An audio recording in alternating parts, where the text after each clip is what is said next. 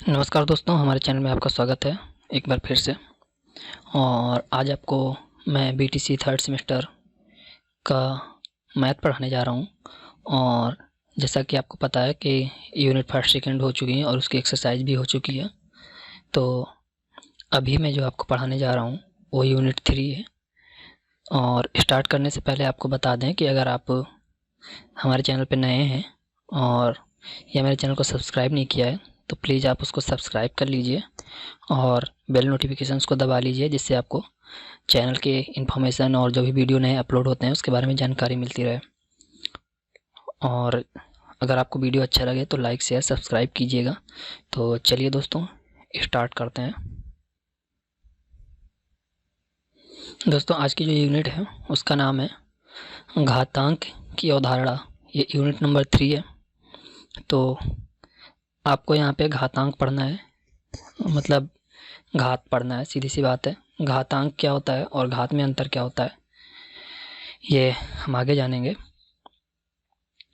और इसमें जो कुछ पढ़ना है उस पर आपको थोड़ा सा ध्यान देना है, क्योंकि इससे हो सकता है कि आपके कुछ क्वेश्चन आएंगे। वैसे जो भी इसकी यूनिट है सबसे थोड़ा थोड़ा पार्ट आता रहता है, तो आपको उसी अकॉर्डिंग इसको पढ़ना है।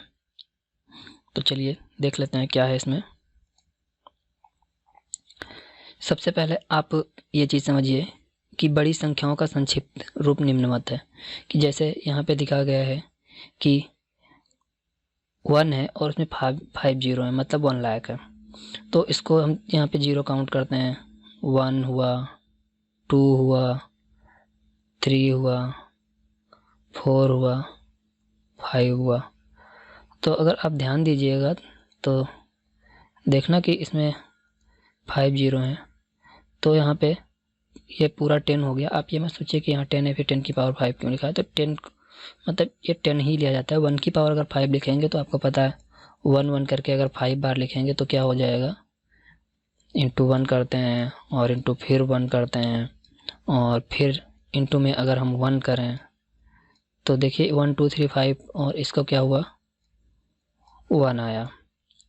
और अगर हम इनमें सब में 0 0 लगा देते हैं, आप देखिए कि अगर हम इसमें सब में क्या करते हैं, 0 कर देते हैं। इसको हमने 10 बना दिया, इसको भी 10 बना दिया और इसको भी 10 बना दिया, इसको भी 10 बना दिया और इसको भी 10 बना दिया। मतलब ये 1 इधर था। तो देखिए ये 10 10 10 10 हो गया। तो इसका 100 हुआ। फिर 10 से मल्टीप्लाई करोगे 1000 हुआ। फिर 10 से मल्टीप्लाई करोगे तो 10,000 हुआ। फिर मल्टीप्लाई करोगे तो 1 लाख हो गया। तो मतलब कितना हो जाएगा, 1 0 2 0 3 0 4 0 और 5 0। तो मतलब आपको पता चल गया 10 कितने टाइम है, 5 टाइम्स है। तो यहाँ पे हम क्या लिखेंगे, इक्वल टू 10 टू दी जो पावर है वो कितनी हो जाएगी, 5 हो जाएगी।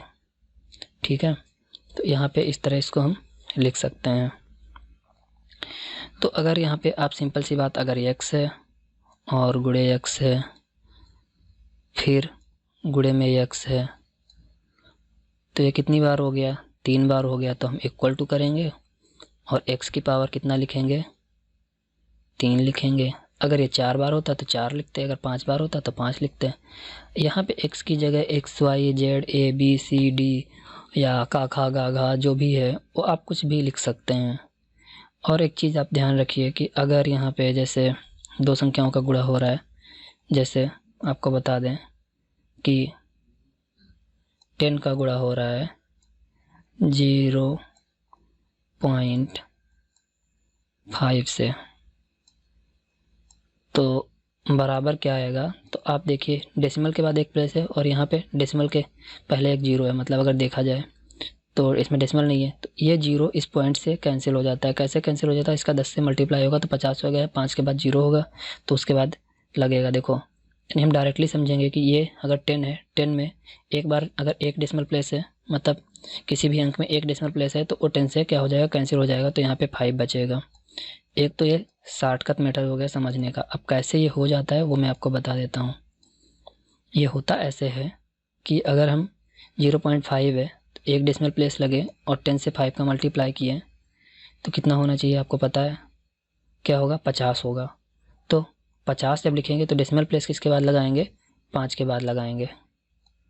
और यहाँ पे तो हम 50 लिखेंगे क्योंकि 10 5 या 50 होता है, लेकिन यहाँ पे डेसिमल कितने हैं, एक डिजिट के बाद है, तो हम एक डिजिट के बाद लिखेंगे। तो 5.0 तो मतलब वही आ गया। तो ये आपको चीज़ समझ जानी चाहिए। अगर यहाँ पे मतलब 6 जीरो होते हैं तो यहाँ 10⁻6 हो जाती। अगर 10 यहाँ पे देखिए अगर 5 है तो 5 हो गया। सिंपली इस बात, अगर यहाँ 64 लिखा है 81 है तो इसको घात के रूप में अगर हमको लिखना है तो हम इसमें दिया गया, तो मैं आपको समझा दे रहा हूँ कि 64 है। तो अगर इसको घात के रूप में दो तरह से आप लिख सकते हैं। आपको पता है 64 क्या होता है, 64 मतलब 4 क्यूब होता है। देखिए 4 इंटू 4 और इंटू में फिर से 4 हुआ, तो आपको क्या पता चला, 4 कितनी टाइम है, 3 बार है, तो मतलब 4 के घाते कितना हो गया, 3 हो गया। इसी तरह अगर 81 को लिखना है तो 81 को हम यहाँ पे लिख के दिखा देते हैं कि कितना हो गया, 99 होता है। तो अगर 3 के बार टाइम लिखना है तो 3 जा 9, फिर 9 3 जा 27 और 27 3 जा कितना हुआ, 81। तो मतलब कितना हो गया, 3, ये तो 3 तो बेस हो गया, और इसकी घातें कितनी है, 4, क्योंकि ये 4 बार आया। अब यहाँ पे 64 को एक और तरीके से लिख सकते हैं। कैसे, देखो 64 2 की मतलब 2 का भी पावर बना सकते हैं। तो 2 इंटू 2 इंटू 2 2 जा 4 हुआ, इंटू 4 2 जा 8 हुआ, और 8 2 जा कितना हुआ, 16 हुआ, 16 2 जा 32 हुआ, और 32 2 जा 64 हुआ। मल्टीप्लाई कर लीजिए, 2 2 जा 4, 4 2 जा 8, 8 2 जा 16, और 16 2 जा 32, 32 जा 64, मतलब हो गया ना। तो मतलब यहाँ 64 लिखा हुआ है। अब यहाँ पे देखेंगे, अब ये किसकी पावर मतलब ये 2 बेस कितना हो गया, 2। अब इसकी घातें कितनी है, 1 2 3 4 5 6 हो गया। ठीक है, तो इस तरह से आप घातें लिख सकते हैं। ठीक, अब यहाँ पे थोड़ा सा देख लेते हैं। 2 की पावर 3 मतलब 2 इंटू 2 इंटू कितनी बार, 3 बार हो गया। ठीक है, अब आधार कितना है, 2 है, घातें कितनी है, 3 है, घातांक ये हो गया घातांक, और ये हो गया आधार, नीचे वाला आधार कहलाता है। ठीक है, और टोटल मान इसका कितना हो गया, 2 2 जा 4 2 जा 8 हो गया। इसी तरह इसमें घातांक क्या है, 2, इसमें घातांक क्या है, 6, और 3 क्या है, आधार है, इसमें 5 आधार है। ठीक है, अब इसी तरह अगर बटे में दिया गया है तो ऊपर देखेंगे 1 2 3 4 बार 5 बार है, और एक ही संख्या हो रही है, जैसे 2/3 एक संख्या हो गई, और वही संख्या 5 बार लिखी है तो उसकी घातें 5 हो गई। कोई भी संख्या हो, अगर सेम संख्या रिपीट हो रही तो 5 बार हो गया, तो इसकी घातें कितनी हो गई, घातांक जो है वो 5 हो गया घातांक, और आधार जो है वो तुम्हारा 2/3 हो गया। ठीक, और इसी तरह अब इसको देख लेते हैं। इसको देखिए, तो इसमें क्या हुआ कि ए 3 बार है तो 1 की घातें 3 हो गई। ठीक है, ए घात 5 बार है तो 1 की घातें 5 होगी। अब यहाँ पे देखते हैं n कोई पूर्णांक संख्या होने पर धन पूर्णांक n है तो n बराबर धन पूर्णांक हो गया। ये आपको मतलब पता होना चाहिए। n अगर विषम ऋण पूर्णांक है तो ऋण पूर्णांक n ऋण हो गया। n सम प्राकृतिक संख्या होने पर उसका मान हमेशा पॉजिटिव आता है, और अगर विषम होती हैं तो उसका मान हमेशा नेगेटिव आता है। ये चीज़ें ध्यान में रखनी है आपको। ठीक है, अब घातांकों के नियम थोड़ा सा देख लीजिए। जब समान बेस होता है मतलब एक ही आधार वाली घातीय संख्याओं का गुणन, तो अगर समान बेस होता है तो यहाँ पे देखिए इसका भी आधार 2 है और इसका भी आधार 2 है, दोनों का आधार 2 है, तब क्या होता है, घातें जुड़ जाती हैं। सिंपली सी बात, आपको यहाँ इस सब पे ध्यान नहीं देना है, आपको डायरेक्ट यहाँ पे इस पे ध्यान दीजिए। 2 की घातें 3, 2 की घातें 4, तो डायरेक्ट क्या होता है कि अगर समान आधार है तो हम क्या करते हैं, 2 की घातें डायरेक्ट जोड़ देते हैं। ये सब तो आपको समझने के लिए बताया गया जो हम पहले समझा चुके हैं। तो यहाँ देखिए 2 की घातें 3, 2 की घाते 4, तो घातें जुड़ गई, टोटल कितनी हो गई 7। ठीक है, हम नेक्स्ट आगे बढ़ते हैं। देखिए ये एक फार्मूला बन गया यहाँ पे। अगर एक बेस समान हो गया, ए हो गया और इसका ए हो गया, अगर एक की घाते m है, एक n है, तो गुणे में है, और जब गुणे में होता है कोई आधार और उसकी घातें अलग अलग होती है तो क्या होता है, घातें जुड़ जाती हैं। एक फार्मूला है, तो इसको आप याद रखिएगा। ठीक है, अब दो प्रकार की संख्याएं हैं, जैसे 2 की घाते 3, 3 की घाते 2। अब यहाँ पे क्या होगा, 3 की घाते 5, 5 की घाते 3 के घातांकों पर ध्यान दीजिए। क्या आप इन्हें जोड़ सकते हैं? तो बिल्कुल नहीं जोड़ सकते हैं। अगर इसको देखें तो यहाँ पे बेस अलग अलग है, इसका बेस 2 है और इसकी बेस 3 है, तो इसको हम जोड़ नहीं सकते हैं। इसी तरह इसका बेस अलग है, इसका बेस अलग है, तो इसे भी हम जोड़ नहीं सकते हैं। तो यहाँ लिखा भी है कि नहीं जोड़ा जा सकता है। अब जैसे लिखा है 2 की घाते 7 और बटे में है 2 की घाते 3, तो ऐसी घातें क्या होती हैं, माइनस होती हैं। ऊपर वाले से नीचे वाली माइनस हो जाएगी या नीचे वाले से ऊपर वाली माइनस हो जाएगी। तो इसको हम दो तरह से लिख सकते हैं।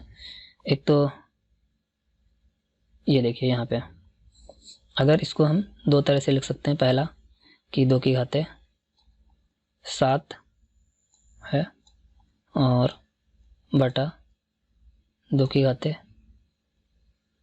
3 हो गया। तो इसको क्या करते हैं, अगर हम इसको ऊपर ले जाएंगे तो क्या करेंगे, 2 की घाते 7 और माइनस 2 की घाते 3, तो मतलब यहाँ पे डायरेक्ट हम 3 लिखेंगे और कितना हो जाएगा, 2 की घाते 4। ठीक, अगर आप ऊपर वाले को नीचे ले आना चाहते हैं तो क्या रहेगा, सिंपल सी बात यहाँ समझिए, यहाँ हो जाएगा 1। अगर 7 को हम नीचे ले जाएं और मतलब इस 2 की घाते 7 को नीचे ले जाएं तो यहाँ क्या हो जाएगा, 2 की घाते 3 माइनस 7। तो अभी इसको माइनस करना है तो 1 और बटे 2 की घाते माइनस की 4। ठीक, अब इसको भी आप इस तरह लिख सकते हैं, दोनों एक ही चीज़ें हैं। बस एक मतलब आपको ये समझाना था कि जिस तरफ की घात हम लेके आते हैं, मतलब जैसे हम यहाँ से हमने इसको उठाया था, यहाँ से हमने इसको उठाया था इस वाले को और ऊपर ले गए, तो देखिए यहाँ पे क्या हुआ, 3 माइनस का हो गया। और यहाँ से हमने इसको उठाया और नीचे ले आए तो यहाँ पे 7 माइनस हो गया। ये चीज़ हम समझाना चाह रहे थे आपको। ठीक है, तो अब आगे बढ़ते हैं दोस्तों। थोड़ा सा ये तो आपको समझने वाला हो गया और एक फार्मूला हो गया, तो आप इसको देख लीजिएगा। 2 फार्मूले हो गए और दोनों आपको याद होने चाहिए। एक ये हो गया फार्मूला और एक कौन सा था, एक ये आपका फार्मूला था। तो इन दोनों फार्मूलों को आप याद रखिएगा।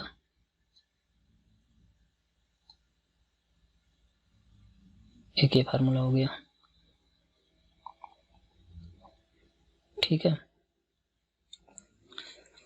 और जैसा कि आपको पता है शून्य क्या होता है, किसी संख्या चाहे जितनी कोशिश कर ले शून्य कभी 1 के बराबर नहीं पहुंच सकता है। तो क्या होता है, 0 की 0 1 परिभाषित नहीं होता है। अगर किसी वह घात मतलब कोई अंक है उसकी घात 0 है, जैसे कि आपको लिखा हुआ है 5 और उसकी घात 0 है, तो उसका मान क्या होता है, 1 होता है। आप हमेशा याद रखिएगा। और अगर 2 है और उसकी घात 0 है तो 1 होता है। लेकिन अगर 0 की घात 5 है, हालांकि आपको ऐसा लिखा नहीं मिलेगा, लेकिन अगर कोई कंफ्यूज करने के लिए पूछ सकता है तो वो 0 होता है हमेशा। 0 की घात कुछ भी हो वो 0 होता है। और किसी भी नंबर की घात अगर 0 होती है, जैसे 20 है या 200 है और उसकी घात 0 है, तो क्या होगा, वो 1 होगा। ये चीज़ आपको हमेशा याद रखनी चाहिए। चलिए आगे बढ़ते हैं। देखिए अगर ऐसी सिचुएशन आती है तो यहाँ पे बेस क्या है, 5 है और इसके बाद एक ब्रैकेट लगा हुआ है, छोटा ब्रैकेट, फिर घाते 4 हैं और फिर ब्रैकेट लगा हुआ तो बड़ा है, तो फिर क्या हो गया, फिर एक बड़ा ब्रैकेट लगा, फिर घाते होता है। तो ऐसे में क्या होता है, इन घातों का गुणा होता है। तो 4 और 3 का घातों का गुणा हो जाएगा, तो 5 की घातें कितनी आ जाएगी, यहाँ पे 12 आ जाएंगी। ठीक है, ये प्रोसेस होती है जो नीचे वाला दिया गया है, तो आपको इसको डायरेक्टली ध्यान देना चाहिए। ठीक है, और आप इस तरह भी समझ सकते हैं, यहाँ पे ये पूरा एक टर्म हो गया, एक पद हो गया, तो एक पद को यहाँ पे घाते 3 है तो मैंने 3 बार लिखा, 1 2 3, 3 हो गया, 3 बार लिख लिया। अब फिर क्या हो गया, 3 की घाते 4 हैं, तो आप चाहे ऐसे 3 के पहले 4 लगा दीजिए और या फिर 4 के बाद गुणे में 3 कर दीजिए, ऐसे भी कर सकते हैं। या हमने सबको अलग अलग लिख लिया और फिर क्या हुआ, सबको काउंट कर लिया तो 5 की घाते कितनी हो गई, 12, और उसको हम इस तरह लिख सकते हैं, बात वही होगी। ठीक इसी तरह इसको देख लीजिए, इसमें इसकी घाते 6 हो जाएंगी, ये देख लीजिए यहाँ पे 3 और 2 का मल्टीप्लाई कर दिया, 6 हो गया, तो 4/7 की घाते 6 होगी।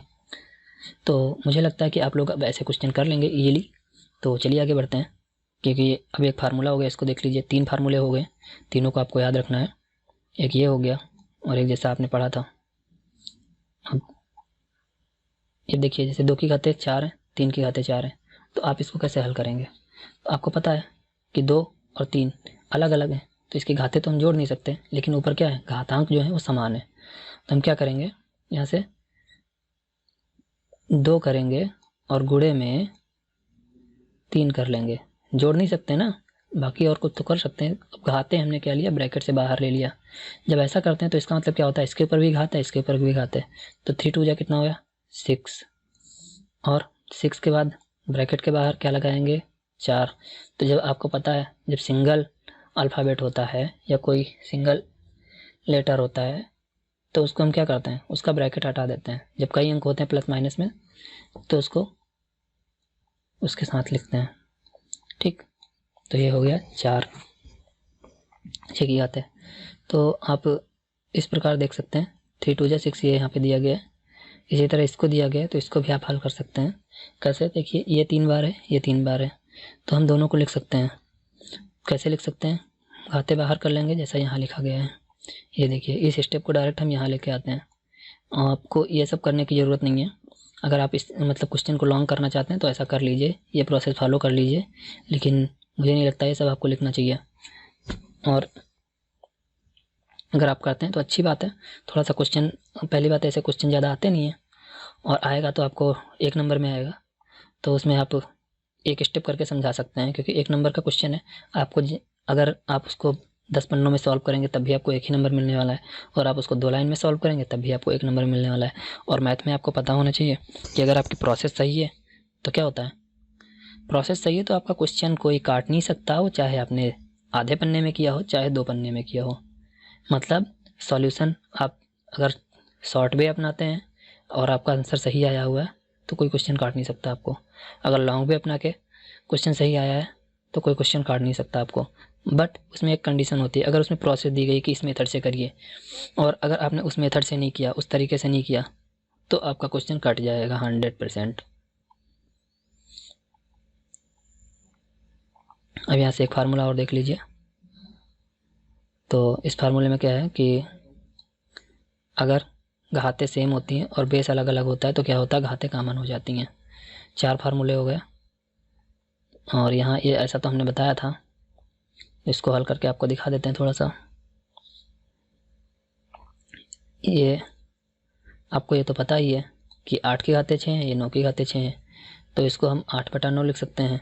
मतलब ऐसे लिख सकते हैं, 8 की घातें 6/9 की घातें 6 बराबर 8/9। अब दोनों की घातें सेम है तो हमने ब्रैकेट लगाया और यहाँ 6 लिख दिया, काम ख़त्म। ठीक, जैसा कि ये आप देख रहे हैं, इस तरह के क्वेश्चन है, आप सॉल्व कर लीजिएगा। अगर आपका कोई क्वेश्चन हो नहीं समझ में आ रहा है तो फिर आप उसको मेरे पास भेजिए। कम से कम 10 क्वेश्चन अगर हो जाएंगे तो मैं वीडियो बनाऊंगा उसका, जो मुझे लगेगा कि आपको नहीं आ रहे हैं। तो ये इसका फार्मूला हो गया, 4 टाइप के फार्मूले हो गए। अब अगर आपको कुछ और देखना है तो मैं बता देता हूँ।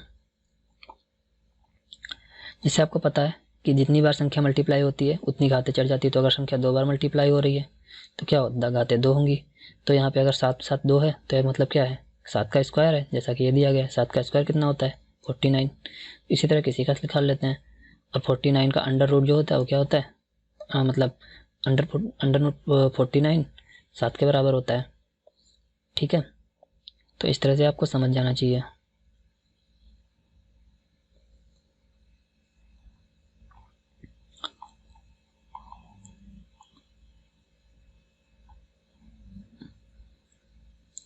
अब जैसे देखिए यहाँ पे दिया गया है a और 2a दोनों की घातें अलग अलग हैं, तो इसको हम कैसे सॉल्व करेंगे देख लीजिए।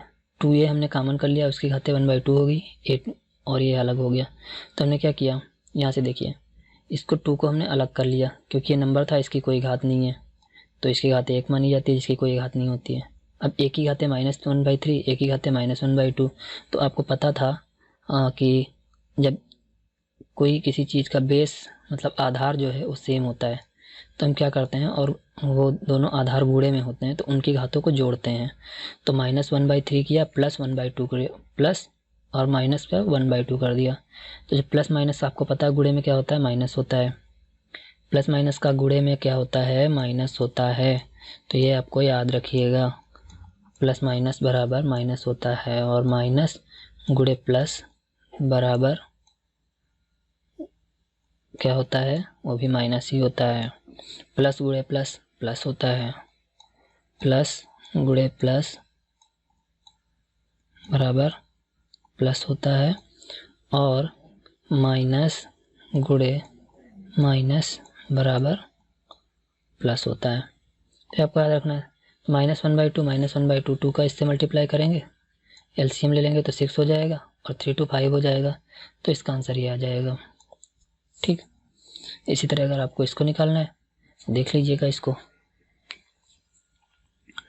2a की घातें -2 और इसकी घातें ऊपर तो ए प्लस में हो जाएंगी, ए ऊपर ले जाएंगे तो प्लस में हो गया, तो 2 का मल्टीप्लाई करेंगे 4 माइनस का 4 प्लस का 3 तो माइनस का 1/2 घातें आ जाएंगी, ये आ गया।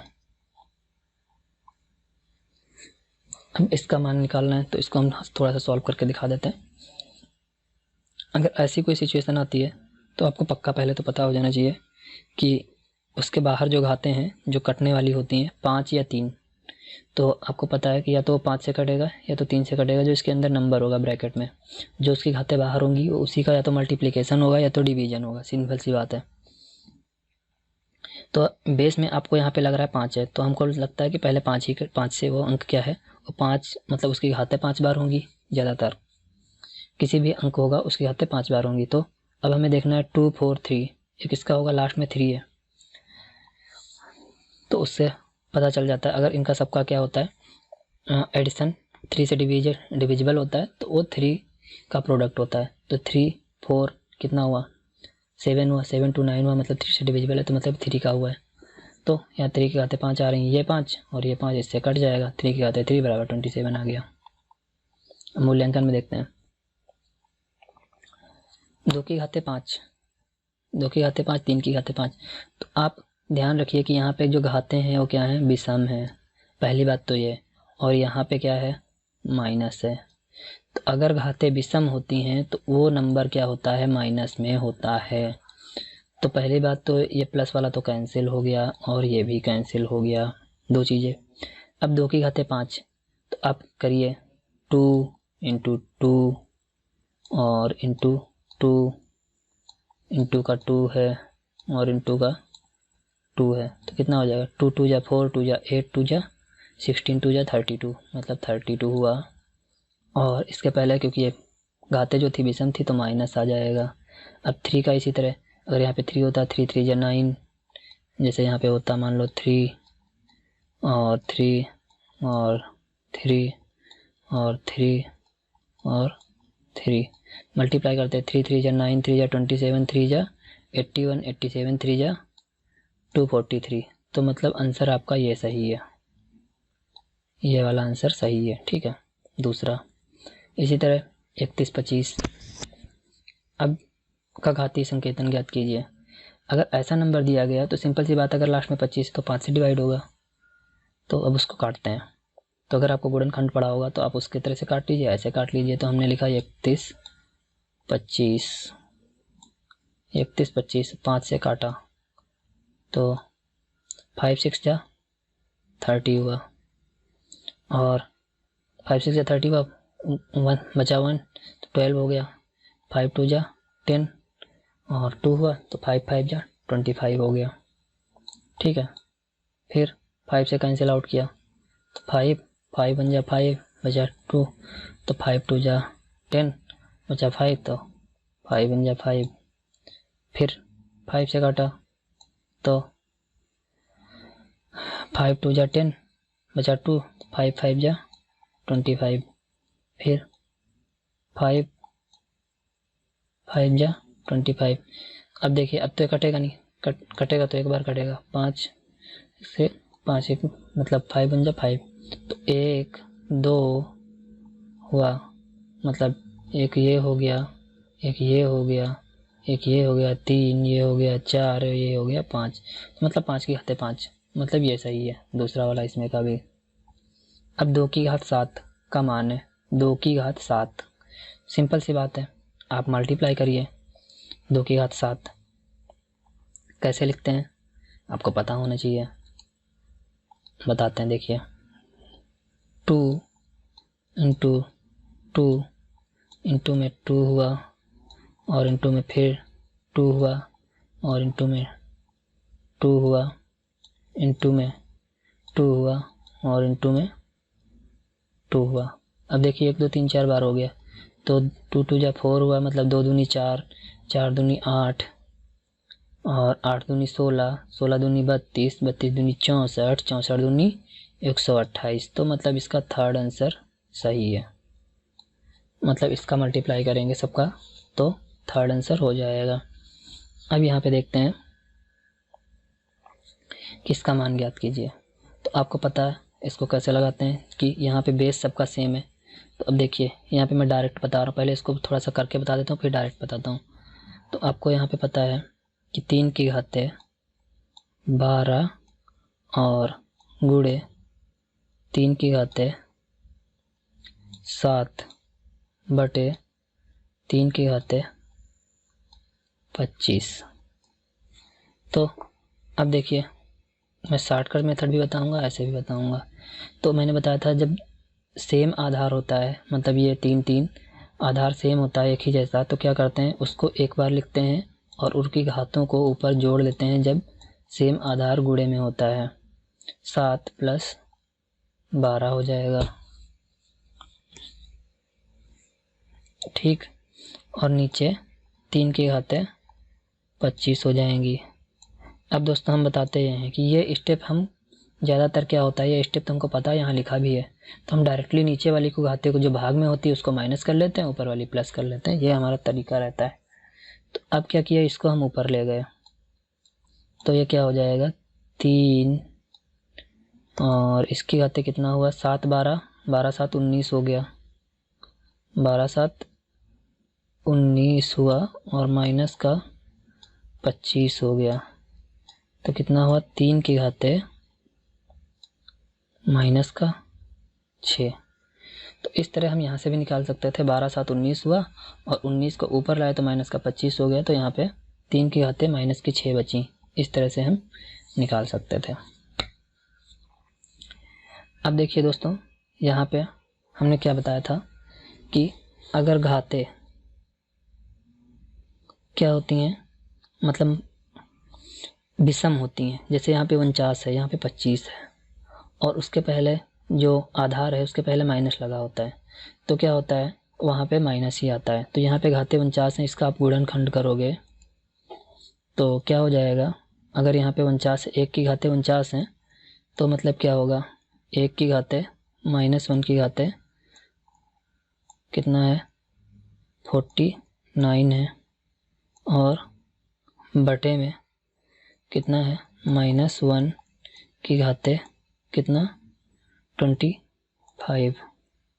तो आपको इसको ऊपर ले जाने की ज़रूरत नहीं है, यहाँ -49 है, तो मैंने बताया कि अगर घाते विषम होती हैं और उसके आधार जो है वो माइनस में होता है तो क्या होता है, और 1 का है तो उसका 1 ही रहेगा, बस वो माइनस में आ जाएगा। अगर ये 50 होता तो यहाँ पे +1 हो जाता। इसी तरह इसका कितना है 25 है, इसका 25 है, तो ये भी क्या हो जाएगा -1 हो जाएगा। अब ये माइनस जो भी है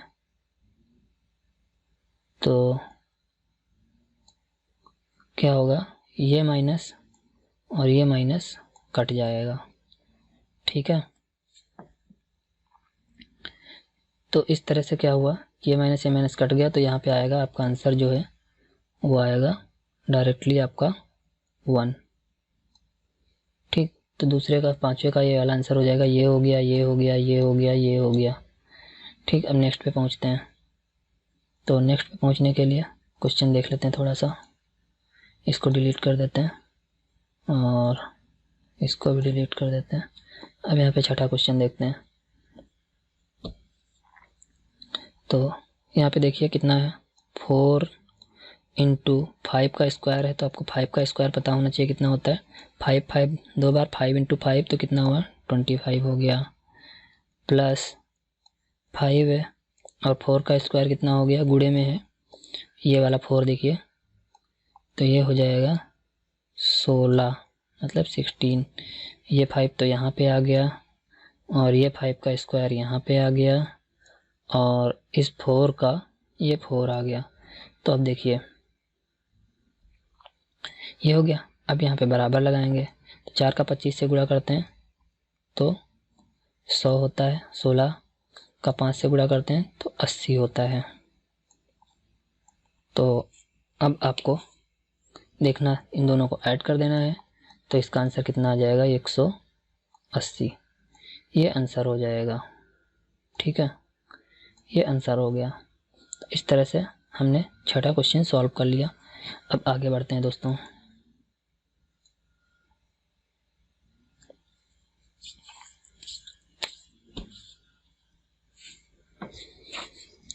आगे देखते हैं, जो क्वेश्चन नंबर 7वां है उसको हल करना है मुझे। छठा तो हो गया है।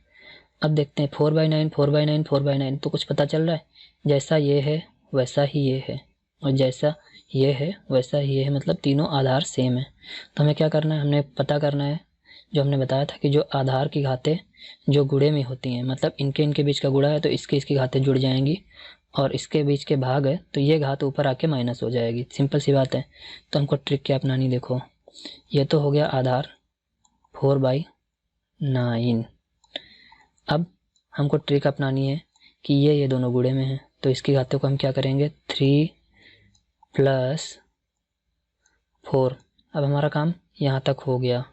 इसके बाद देखेंगे इसके बीच में भाग है, तो हमें पता है भाग के नीचे वाली जो ये किस में जाता है, बटे में, तो इसकी घातें ऊपर आएंगी तो क्या हो जाएंगी, माइनस में, -5। अब आप इनको ऐड कर सकते हैं इजीली। 3 + 4 7 हुआ, 7 - 5 तो 2 हुआ, तो मतलब कितना हुआ, 4/9 की घातें कितना हुआ, 2 हुआ।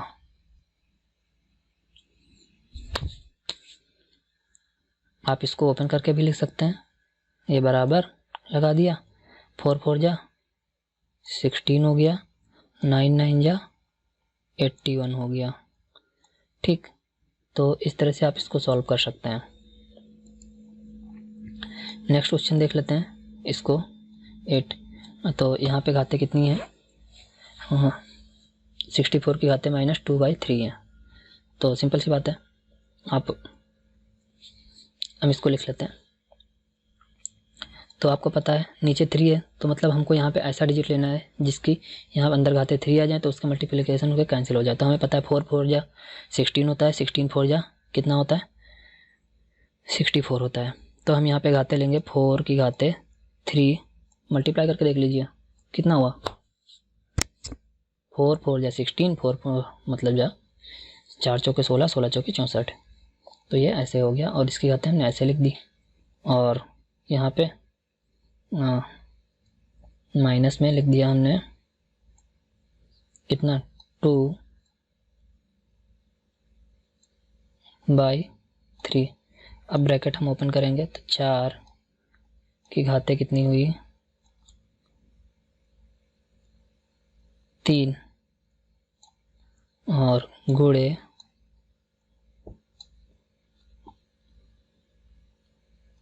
-2/3। तो ये 3 कैंसिल आउट हो जाएगा। 4 की घातें कितना बचेगा, -2। अब इस 4 की घातें -2 को हम कैसे लिख सकते हैं, देखिए यहाँ पे 4 की घातें -2 तो 1/4 की घातें +2 और इसको हम लिख सकते हैं ऐसे की घाते 1/4 का स्क्वायर मतलब 4 चौके 16। तो इन तीनों में से आप कोई भी आंसर लिख सकते हैं, आपका क्वेश्चन जो है वो काटा नहीं जाएगा। ठीक है दोस्तों, तो वीडियो देखने के लिए धन्यवाद दोस्तों। अगर चैनल आपको अच्छा लगा है तो कम से कम एक लाइक तो बनता है, और अगर आप लाइक शेयर सब्सक्राइब करेंगे तभी हमें मोटिवेशन मिलेगा, और हम क्या करेंगे कि आपके लिए और वीडियो बनाएंगे। तो कम से कम आप सब्सक्राइब कर लीजिए अगर आप नए हैं, या फिर अपने दोस्तों को शेयर कर दीजिए जिससे बीटीसी के बारे में उनको जानकारी मिले। और जो छात्र नहीं पढ़ पा रहे हैं या किसी कारणवश मैथ में कमज़ोर हैं, उनके लिए बना रहा हूँ मैं वीडियो, क्योंकि कुछ छात्र तो ऐसे होते हैं जिन्हें सब कुछ आता होता है, लेकिन कुछ छात्र होते हैं उनको किसी वजह से पढ़ाई छूट गई होती है या फिर नहीं पढ़ पाते हैं। तो मेरा उद्देश्य ये है कि वो वीडियो देख के समझ जाएं और पढ़ सकें, उसको देख सकें। ठीक है दोस्तों, वीडियो देखने के लिए धन्यवाद, और हमारे चैनल पे बने रहिएगा।